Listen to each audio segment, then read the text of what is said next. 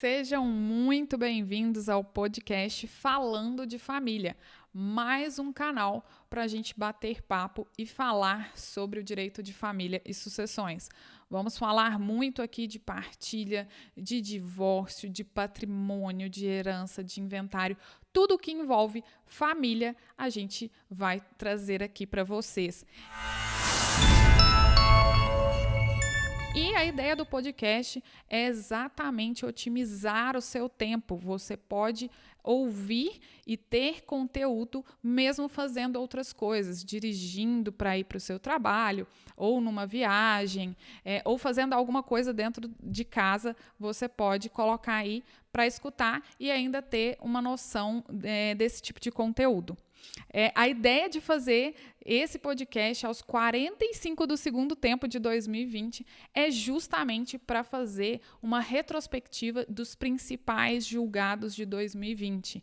2020 foi um ano muito especial, muito importante, não só pela pandemia, pela tudo que a gente passou por esse ano aí na parte da saúde e da economia, mas sem dúvida tivemos decisões importantíssimas na área de direito de família e sucessões. Decisões estas que quebraram paradigmas daquilo que a gente imaginava que o STJ fosse decidir.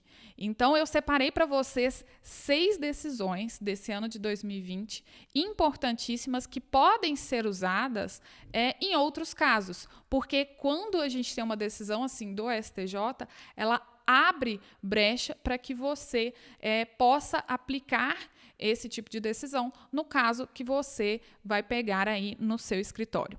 Bom, vamos lá. A primeira decisão que eu separei, ela saiu em março de 2020. Lembrando, gente, que essas decisões vocês têm acesso no site do STJ, é só entrar lá. Essa que eu vou falar agora, não tenho o número do RESP dela, porque envolve menor e aí o processo correu em segredo de justiça. Mas se você entrar no site do STJ e entrar lá no mês de março, você vê a notícia que diz que, para a quarta turma, situações excepcionais podem justificar a adoção de menor pelos avós. Vamos entender por que eu separei essa decisão. Dani, como assim situações excepcionais justificar a adoção de menor pelos avós? Por que você considera isso tão importante? Para você que não sabe, no ECA, no parágrafo 1º do artigo 42, proíbe isso. Existe uma proibição, não é possível a adoção do avô, o avô adotando o neto. Então, lá no ECA tem previsão contrária a essa decisão. Então, a gente tem no artigo 42, parágrafo único do ECA, que prevê que não é possível a adoção, que a gente fala de adoção avoenga, que é aquela que os avós irão adotar, não é possível esse tipo de adoção. E aí vem o STJ nessa decisão, a meu ver, brilhante, abrindo essa exceção. Vamos entender o caso, porque assim, o STJ deixou bem claro e o relator deixou bem claro no seguinte sentido, que isso tem que ser de forma excepcional. Não é todo caso que o avô irá poder adotar o neto, porque existe sim a regra do ECA e ela tem que ser respeitada, abrindo brecha apenas para casos excepcionais. Vamos entender um pouquinho, vou falar um pouquinho para vocês desse caso, por que o STJ concluiu que era uma circunstância excepcional. Nesse caso, a mãe da criança era dependente química, ela mexia com drogas e ela, enfim, trabalhava com drogas, vendia, enfim, tinha aí um histórico complicado. Quando a criança nasceu, ela deixou a criança com os avós. Só que, frequentemente, ela aparecia na casa dos avós para ver essa criança, só que ela aparecia lá drogada e aí maltratava a criança e ainda falava para os avós, ficava ameaçando os avós de que ia pegar a criança, de que ia tirar a criança deles e tudo mais. Então, assim, relação extremamente conturbada. E aí foi então que os avós resolveram adotar a criança e entraram com essa ação. A principal detalhe que a gente tem que entender aqui é que essa mãe realmente ela não tinha condições de ficar com esse menor. Isso ficou comprovado no processo de adoção, inclusive porque um dos filhos que ela tinha, que é irmão do menor em questão, havia sido assassinado lá pelo pessoal das drogas lá. Então, isso ficou comprovado, demonstrado no processo. Então, os julgadores entenderam por bem que, de fato, valeria essa adoção pelos avós que já cuidavam da criança desde que ela tinha nascido. Um fato interessante sobre esse caso também é que já havia tido o acordo. Os pais da criança já tinham concordado com essa adoção. E aí você vai me perguntar, ué, Dani, mas então, como que teve recurso no STJ para decidir sobre isso? Foi o Ministério Público. O Ministério Público, alegando, né, que isso infringia o artigo do ECA, apresentou o recurso falando que não poderia acontecer essa adoção porque infringia o artigo do ECA. Mas, ao final, o STJ achou por bem abrir essa exceção. E aí apresento para vocês e trouxe como primeiro julgado, porque considerei extremamente importante. A gente vê dentro do escritório, muitas vezes, vários casos em que os avós assumem, de fato, o papel de pai e mãe, né? E aí, dependendo do caso, talvez seja viável essa adoção. Então, lembrando mais uma vez, casos excepcionais. Não é todo caso que isso vai conseguir. Mas, analisar o caso que aparecer para você aí, pode ser que sim, pode ser que esse julgado fortaleça a sua tese para uma adoção avoenga. Vamos para o próximo julgado, que saiu em julho de 2020, que diz o seguinte: é possível a realização de acordo para exonerar devedor de pensão alimentícia das parcelas vencidas. Que decisão polêmica, gente. Meu Deus. Quando saiu essa decisão, assim, eu cheguei a fazer live, né, lá no perfil do Instagram, e muita gente discordou dessa decisão do STJ, e eu confesso para vocês que me surpreendi. Por quê? Onde está a polêmica, Dani, nessa decisão? É a questão do acordo, da possibilidade de acordo. Por quê? O STJ entendeu que é possível esse tipo de acordo, que ele não viola o caráter irrenunciável do direito de alimentos. Porém, a gente sabe que, vamos entender o seguinte, quem fez esse acordo? No caso, a mãe das crianças com o pai das crianças. Ela pegou e falou, olha, existem 15 parcelas que já estão vencidas e não pagas. E a mãe havia ajuizado uma ação de execução de alimentos, executando e cobrando essas 15 parcelas não pagas.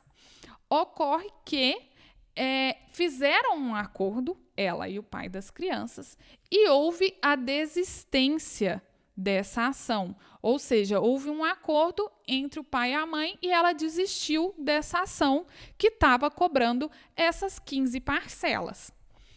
Bom, aí começa a polêmica. Ela poderia desistir disso? Ela poderia abrir mão e fazer essa desistência dessas 15 parcelas de pensão alimentícia que era para as filhas dela? O que acontece? O Ministério Público entendeu que tem um caráter irrenunciável e personalíssimo dos alimentos e que não permite que a mãe abra mão de cobrar esses valores que são para as filhas. O Ministério Público que levou esse recurso adiante, né? Afinal, as duas partes envolvidas entraram no acordo, então foi o Ministério Público que levantou e que fez o recurso quanto a isso. E confesso para vocês que, assim, tem fundamento, total fundamento que o Ministério Público levantou no seguinte sentido: até que ponto a mãe pode renunciar isso? Porque é direito de alimentos das filhas menores. E aí ela resolve que está renunciando àquelas 15 parcelas que eram direito das filhas. Então, assim, o Ministério Público trouxe isso, porém, o STJ considerou que sim, seria permitido esse tipo de realização de acordo entre os pais e a mãe poderia sim fazer esse tipo de acordo. E aí, eles trouxeram a seguinte frase: ademais, destaca-se que, especialmente no âmbito do direito de família, é salutar o estímulo à autonomia das partes para a realização de acordo de autocomposição como instrumento para se alcançar o equilíbrio e a manutenção dos vínculos afetivos. Então, assim, de um lado, a gente tem, e quem já me segue há algum tempo sabe o quanto eu prezo pela autocomposição, o quanto eu prezo por acordos, o quanto eu prezo pela autonomia da vontade das partes, que eu acho que as partes elas podem acordar e decidir o que quiserem da vida delas. Só que nesse caso em específico, eu acho que ficou um pouco confuso porque a mãe não estava tratando de um direito dela, embora ela representasse, né, as filhas menores.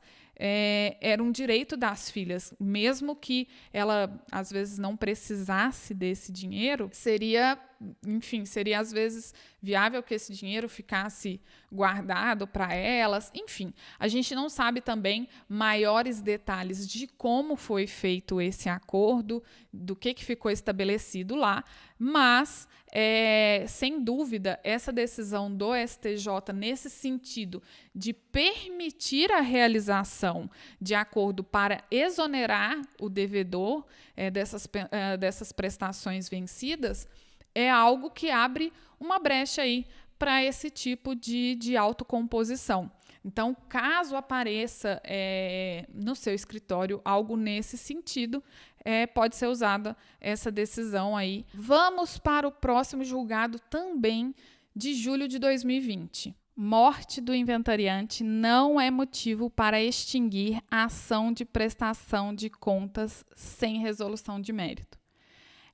Selecionei essa decisão porque achei importantíssima, porque ela quebra um paradigma de que a ação de prestação de contas é personalíssima. Então, vem quebrando isso, né? Porque se fosse personalíssima nesse caso, sim, seria julgado sem resolução de mérito. Mas, nesse caso, não levou-se a isso. Vamos entender. Primeiro, vamos entender o que é a ação de prestação de contas no inventário. Sempre que a gente tem um inventário, a gente tem um inventariante. Quem é a figura do inventariante? O inventariante é aquele responsável por tudo dentro daquele inventário. Ele fica responsável pelos bens, pela administração dos bens, pelas informações que vão para o processo. Então, ele é responsável por aquilo ali enquanto o inventário está em andamento. E aí, dependendo do inventário, e a maioria deles, enfim, existem valores que precisam ser administrados. Às vezes, aquele falecido deixou casas de aluguel, deixou uma empresa, enfim, existem valores que precisam ser administrados ali.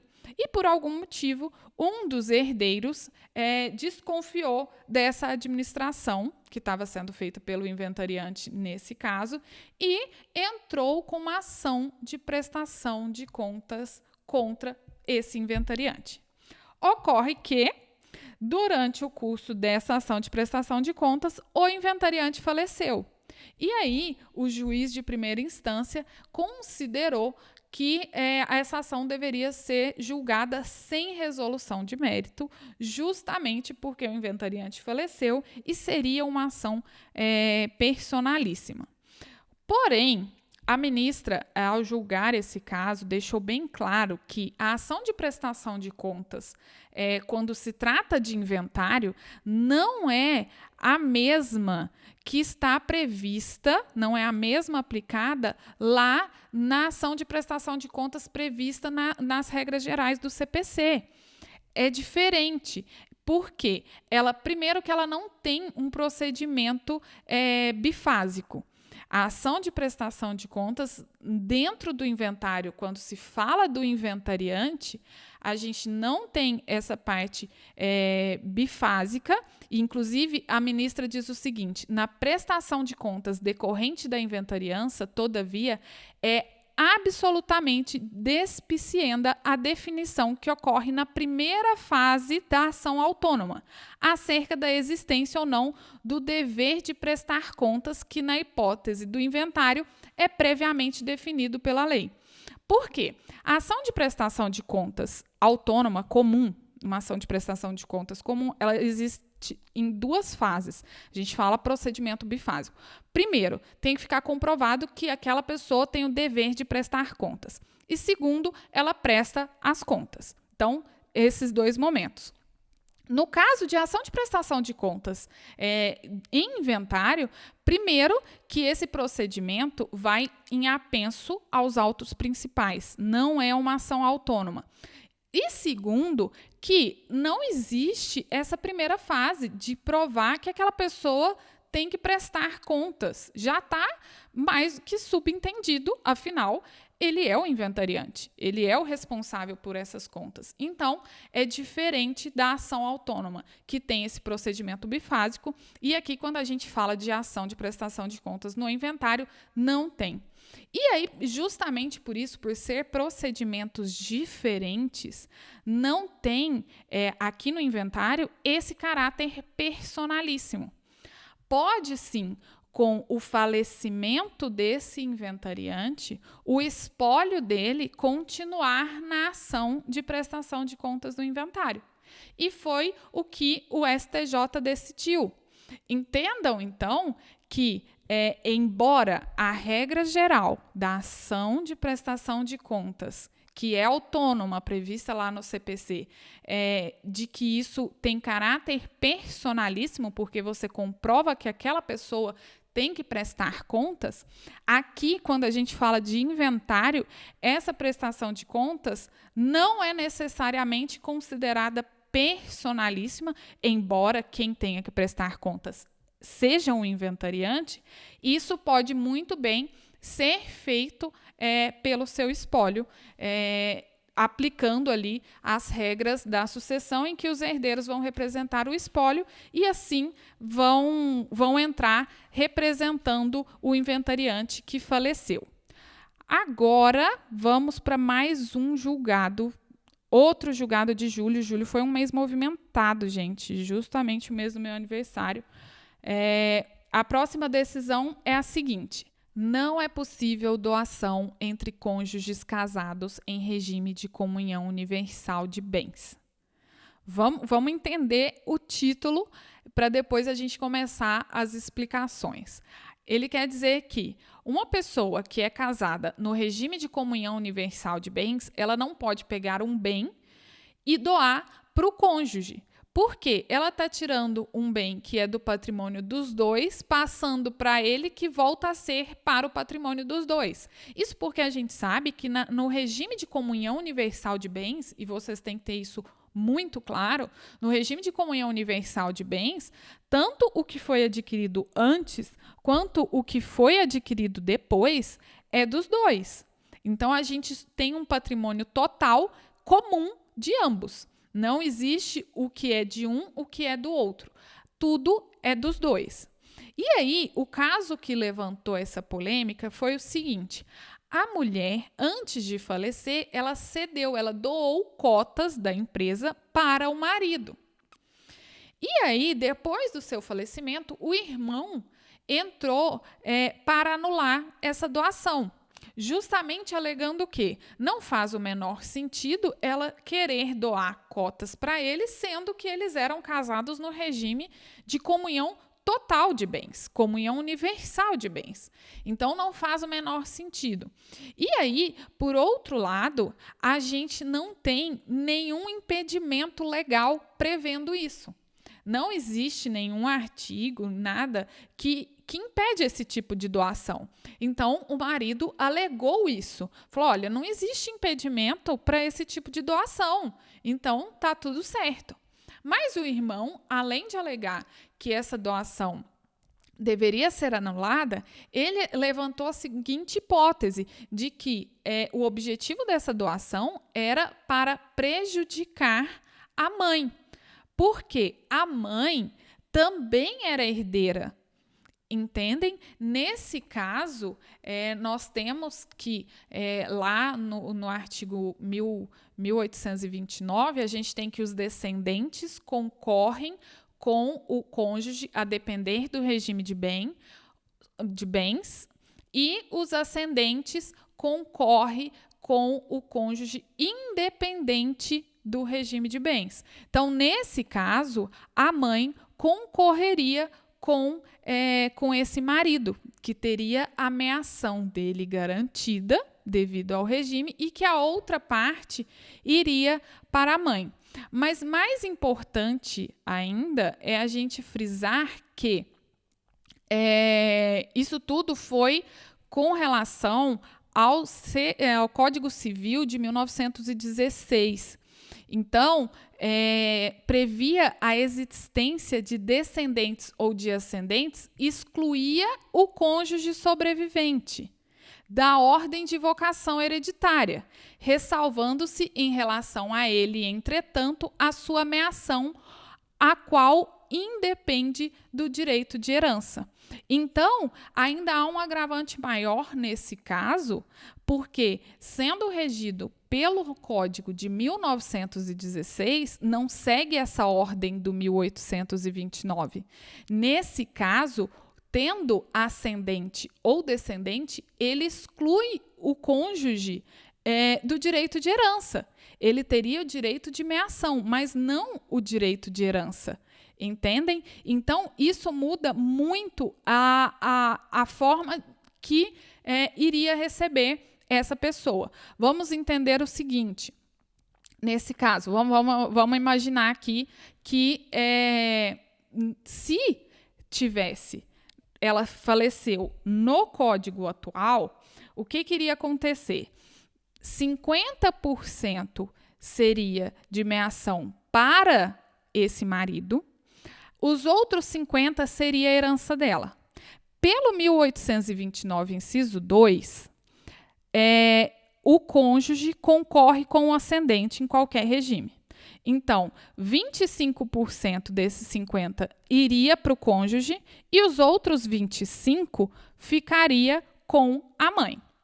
Só que, se a gente considera o Código Civil de 1916, era diferente. Se existia descendente ou ascendente, automaticamente excluía o cônjuge. Então, no Código de 16, como ficaria? Esse cônjuge receberia 50% pela meação e os outros 50% iria para a mãe como direito de herança. Porque, nesse caso, em 1916, não, né, gente? No Código de 1916, o cônjuge não concorre com o ascendente. Então, isso faz muita diferença, principalmente nessa questão da doação, se passou bem para lá ou não, porque aí, doando para ele, consideraria que ficaria na meação dele e aí excluiria da mãe. Complexo, sim, muito complexo. Também tive um certo trabalho para entender. Se você quiser saber mais desse acórdão, é o RESP 1.787.027. Então, anota aí e dá uma pesquisada lá. Mas o que fica de mensagem aí para a gente e que fica de aprendizado é essa questão. Não vai ser considerada uma doação feita entre cônjuges no regime de comunhão universal de bens.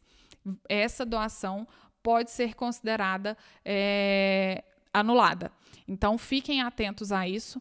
Ah, Dani, mas então eu posso entender que no regime da comunhão parcial de bens, os bens comuns também não podem ser doados de um cônjuge para outro?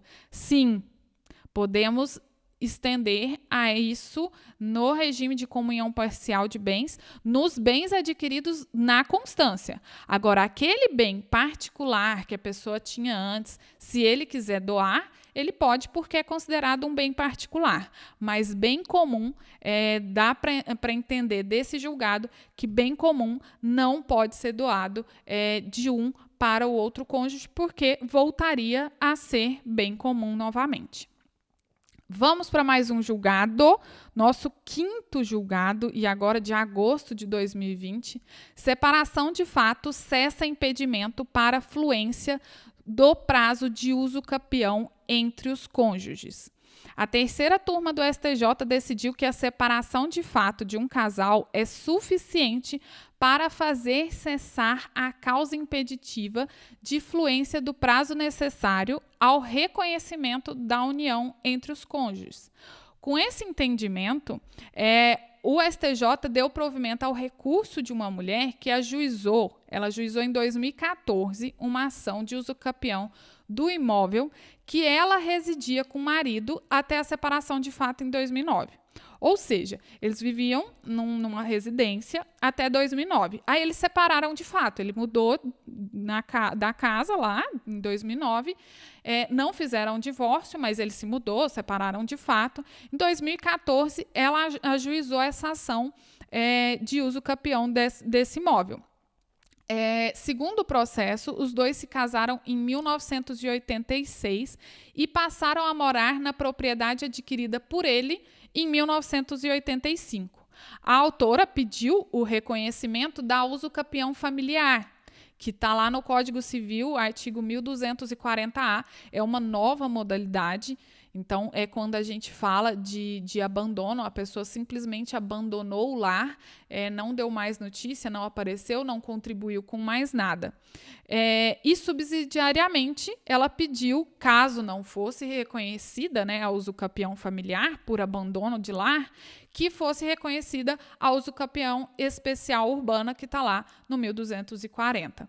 E aí, o TJ de Minas, que essa ação veio do TJ de Minas, entendeu que não seria possível, já que a copropriedade do casal sobre um imóvel e a uso capião especial urbana também não, pois o prazo de 5 anos exigidos no Código Civil não poderia ser contado a partir da separação de fato, mas apenas da separação judicial, como expressamente em lei.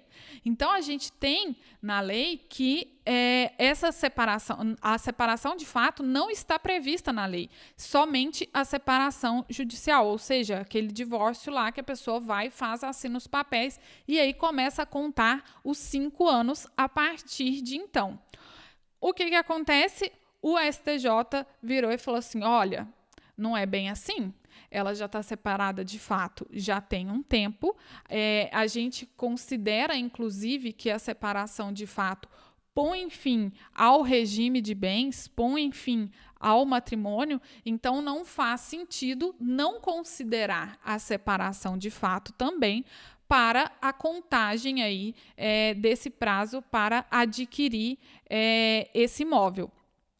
E aí, está lá, a regra do artigo 197 está assentada em razões de ordem moral, buscando-se com ela a preservação da confiança, do afeto, da harmonia e da estabilidade do vínculo conjugal que seriam irremediavelmente abalados na hipótese de ajuizamento de ações judiciais de um cônjuge em face de outro, ainda na constância da sociedade conjugal.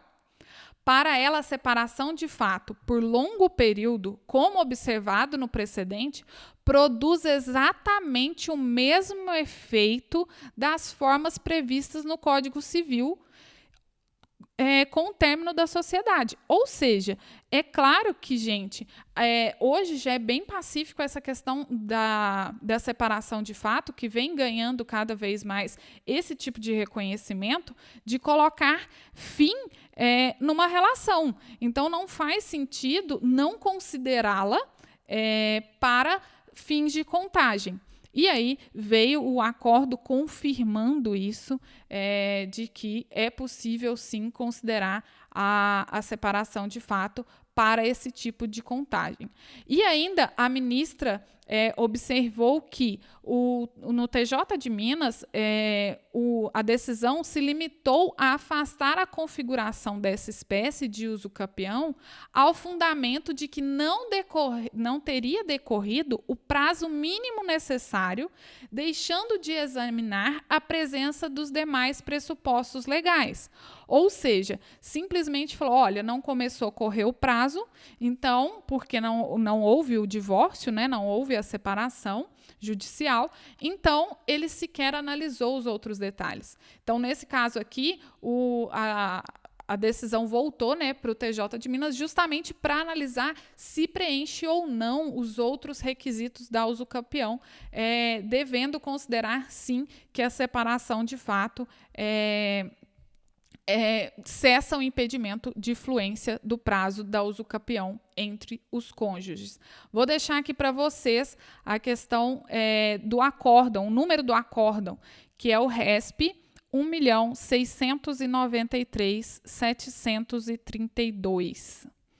Anotem aí, para quem quiser anotar, para quem tiver com papel e caneta, mas qualquer coisa eu vou disponibilizar todos esses julgados no meu Telegram, estou sempre disponibilizando julgados lá, vou fazer uma revisão de julgados que eu comentei aqui com vocês e vou disponibilizar os acórdãos lá. E por último, a decisão para fechar o ano que saiu aí entre novembro e dezembro do STJ, que diz que longo período de vínculo socioafetivo não impede a desconstituição da paternidade fundada em erro induzido e anula o registro.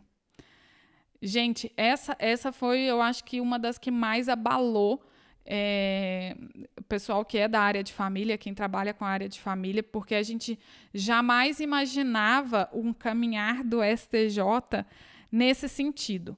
Primeiro, vamos entender o caso. O pai era casado, né, com a mãe das meninas, e aí ela ficou grávida por 2 vezes, teve 2 filhas, e como eles eram casados, o pai foi e registrou. Posteriormente, esse pai começou a desconfiar. Ele divorciou da ex-mulher e ele começou a desconfiar que ele não era o pai biológico das meninas. E aí ele propôs uma ação, desconstituir essa paternidade para fazer o exame de DNA e tudo mais. E aí, de fato, foi feito o exame e ficou comprovado que não havia ligação biológica entre ele e as filhas, e as menores. Bom, aí, lógico que a gente sabe que quando não comprovado essa filiação biológica, a gente parte para um olhar socioafetivo. A gente quer analisar se existe a socioafetividade naqueles casos. Por quê? Porque aquele pai foi quem criou as menores, foi quem, enfim, teve um relacionamento com elas por um período aí grande, inclusive, de relação de pai com filhas. Porém, ficou comprovado nesse caso de que quando ele descobriu no exame de DNA que ele não era pai das menores, ele cortou todo o laço que ele tinha com essas 2 filhas. Então, toda a ligação que ele tinha para com as meninas foi cortado. E aí, enfim, foi julgado, isso daí chegou lá no STJ alguns anos depois, e eu acho que essa questão do tempo também, até chegar no STJ, para ter esse tipo de decisão, sem dúvida, interferiu, porque até chegar no STJ para julgar, se eu não me engano, já haviam se passado mais de 6 anos, ou seja, mais de 6 anos de vínculo rompido. Então, a gente tem aí uma decisão no sentido de que ficou reconhecido que não houve vínculo biológico comprovado pelo DNA e que houve o rompimento do vínculo socioafetivo. E, com isso, ficou considerada a desconstituição da paternidade. Ou seja, o nome dele foi retirado, será retirado da certidão de nascimento das meninas. Uma loucura a gente pensar isso, que as meninas, na verdade, como a própria ministra Nancy falou ao julgar esse caso, é muita tristeza num caso só, gente. Porque a gente tem aí um pai que realmente ele comprovou, e, na verdade, a gente não pode esquecer que isso tudo só foi possível porque ele comprovou que houve um erro. Ele foi induzido a erro ao registrar aquelas meninas. Por quê? Porque ele era casado e aí, na época, ele jamais imaginou questionar a filiação das menores. Então, ele simplesmente, as meninas nasciam, ele era casado, estava casado com a mãe delas, as meninas nasciam, ele ia lá e registrava. Então, ele conseguiu comprovar que foi um erro, que ele foi enganado, que ele acreditava ser o pai delas e que por isso ele registrou. E ficou comprovado, além desse erro, de que de fato ele não era o pai biológico delas. E aí, partindo para essa socioafetividade, nós temos aí um pai extremamente magoado por uma mentira, né? Por uma mentira da mãe, que foi enganado, enfim, estava casado e foi enganado por 2 vezes. E aí a gente tem essa socioafetividade completamente quebrada por essa mentira, uma socioafetividade que não existe mais. E, ao mesmo tempo, nós temos 2 menores que ficaram sem pai. Que simplesmente não têm culpa de nada, não foram elas que mentiram para esse pai, não foram elas responsáveis por nada, mas que ficaram sem o pai. Eu cheguei a fazer uma live sobre esse tema, sobre esse julgado lá no meu Instagram, e confesso para vocês assim, que eu fiquei em choque em relação a essa decisão de tirar ele como pai das meninas, porque eu não imaginava que o STJ decidisse nesse sentido, porque ele já vinha decidindo de forma contrária. Os julgados anteriores mantinha, mesmo não tendo o vínculo biológico, mantinha-se a paternidade socioafetiva. E aí esse veio quebrando, inclusive, a paternidade socioafetiva. Mas eu vi muita gente manifestando no seguinte sentido, de que realmente aquele pai, quando ele deu entrada na ação de desconstituição da paternidade, já significava que ele não tinha sentimento nenhum pelas meninas, porque se ele houvesse criado algum tipo de sentimento, ele não iria querer entrar com esse tipo de ação. Então, são muitos sentimentos, né, gente? É muita coisa envolvida, mas que também abre uma grande brecha aí, sem dúvida, abre um precedente muito grande para esse tipo de ação, que eu confesso para vocês que já tive casos parecidíssimos no escritório e que eu falava, olha, dificilmente, muito difícil a gente conseguir tirar, porque ou vai ter, se não tiver a paternidade biológica reconhecida, vai ser reconhecida a paternidade socioafetiva. E aí vem um julgado assim que abre essa grande brecha aí para a gente analisar com mais cuidado esse tipo de caso. Lembrando que eu acredito muito que o STJ decidiu nesse sentido, porque ficou comprovado o erro. Então, tem que ficar atento a esses detalhes para ver se o seu caso concreto também é possível comprovar isso.